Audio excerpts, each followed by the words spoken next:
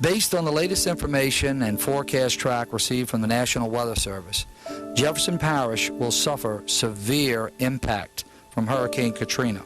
If you think you are going to wake up in your bed on Tuesday morning and get back to any sense of normalcy, that is just not going to happen.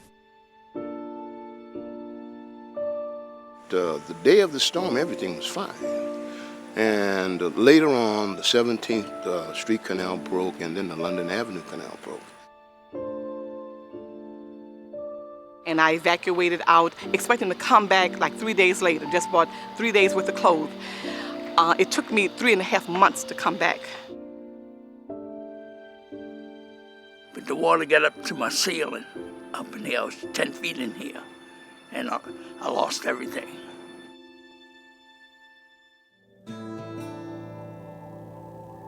When I first visited the Gulf in the wake of the hurricanes, I was shocked by the devastation. As you drove through neighborhoods, house after house was completely demolished.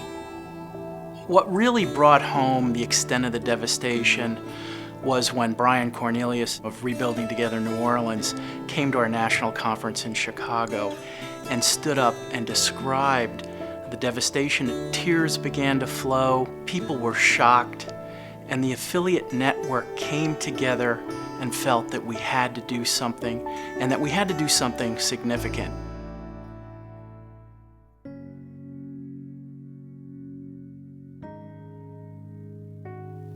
The commitment by Rebuilding Together to repair and rehabilitate over 1,000 homes in the Gulf was a giant goal for this organization at that time, and none of us really knew what we were going to get into.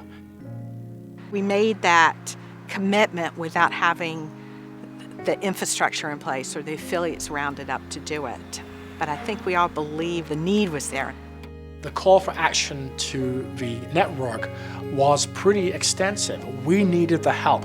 And from Seattle, Washington to Boston, Massachusetts, down to South Florida, and all in between, over the course of 5 years, we had thousands of volunteers. Everybody who could figure out how to get down there, who could bring their tools, they wanted to go. They wanted to be a part of this. We needed carpenters and plumbers and electricians, roofers. Whatever your skill was, we needed you.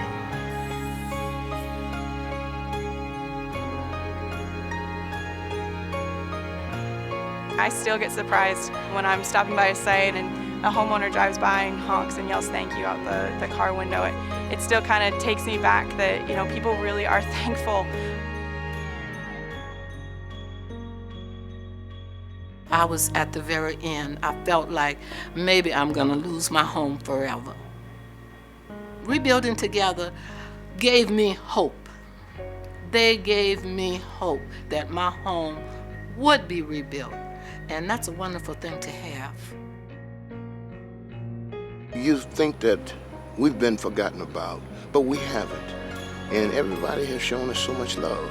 I really appreciate it, and I think that the people in the city who you all are helping really appreciate and understand how wonderful you all really are.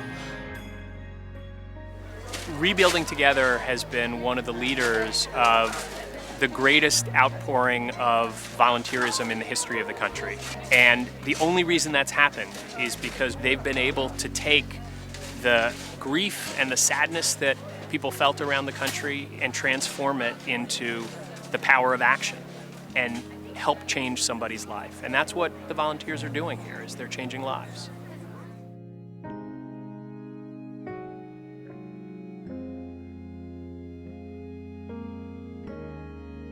I see Rebuild 1000 not as the end, but it's a renewal of a commitment to continue our work across this region so that we can assist more homeowners who are in need and help restore the community back to what it was before.